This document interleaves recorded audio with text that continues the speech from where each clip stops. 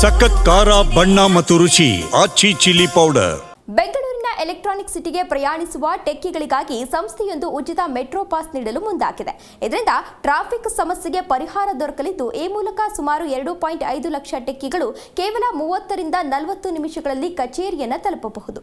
ಹೀಗಾಗಿ ಟ್ರಾಫಿಕ್ಗೆ ಕಡಿವಾಣವನ್ನು ಹಾಕಲು ಸಂಸ್ಥೆಯೊಂದು ಐಟಿ-ಬಿಟಿ ಕಂಪನಿಗಳ ಟೆಕ್ಕಿಗಳಿಗೆ ಉಚಿತ ಮೆಟ್ರೋ ಪಾಸ್ ಅನ್ನು ನೀಡಲು ಮುಂದಾಗಿದ್ದು, ಡೀಟೇಲ್ಸ್ ಇಲ್ಲಿದೆ ನೋಡಿ.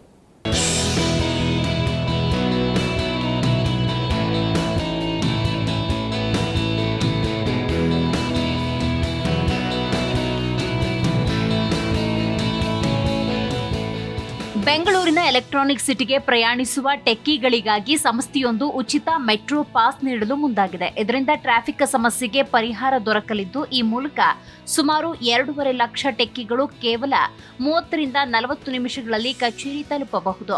ಟ್ರಾಫಿಕ್ನಲ್ಲಿ ಸಿಲುಕುವ ನೌಕರರ ಸಮಯವನ್ನು ಉಳಿಸುವುದಕ್ಕೆ ಇದು ಪರಿಣಾಮಕಾರಿ ಹೆಜ್ಜೆ.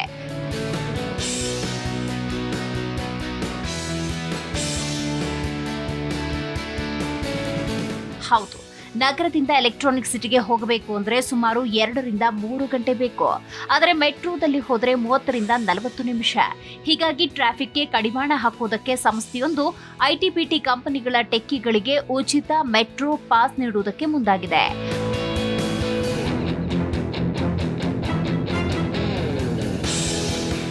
ಆರ್ವಿ ರೋಡ್ನಿಂದ ಬೊಮ್ಮಸಂದ್ರ ಮಾರ್ಗದಲ್ಲಿರುವ ಯೆಲ್ಲೋ ಲೈನ್ನ ಐಟಿ-ಬಿಟಿ ಕಂಪನಿಗಳಿಗೆ ಕೆಲಸಕ್ಕೆ ಬರುವ ಟೆಕ್ಕಿಗಳಿಗೆ ಸಂಚಾರ ಮಾಡುವುದಕ್ಕೆ ಸಂಸ್ಥೆಯೊಂದು ಮೆಟ್ರೋ ಪಾಸ್ ನೀಡಲು ಮುಂದಾಗಿದೆ. ಪ್ರಾಯೋಗಿಕವಾಗಿ ಈಗಾಗಲೇ ಕೆಲ ಕಂಪನಿಗಳ 250 ಉದ್ಯೋಗಿಗಳಿಗೆ ಸಿಎಸ್ಆರ್ ಫಂಡ್ನಿಂದ ಆರ್ಬಿಟ್ ವಾಲೆಟ್ ರೂಪೇ ಕಾರ್ಡ್ ಮೂಲಕ ₹1,500 ಪಾಸ್ ನೀಡಲಾಗಿದೆ.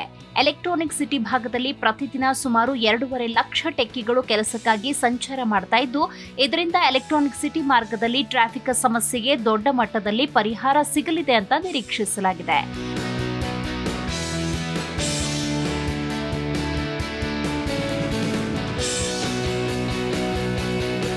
ಎಲೆಕ್ಟ್ರಾನಿಕ್ ಸಿಟಿ ಮಾರ್ಗದಲ್ಲಿ ನೂರಾರು ಐಟಿ-ಬಿಟಿ ಕಂಪನಿಗಳಿದ್ದು, ಈ ಕಂಪನಿಗಳಲ್ಲಿ ಕೆಲಸ ಮಾಡಲು ಪ್ರತಿದಿನ ಲಕ್ಷಾಂತರ ನೌಕರರು ಸ್ವಂತ ಕಾರು, ಬೈಕು, ಕಂಪನಿ ಕ್ಯಾಬ್ಗಳಲ್ಲಿ ಬರುವುದರಿಂದ ಸಿಲ್ಕ್ ಬೋರ್ಡ್ ಭಾಗದಲ್ಲಿ ವಿಪರೀತ ಟ್ರಾಫಿಕ್ ಸಮಸ್ಯೆ ಕಾಡ್ತಾ ಇದೆ.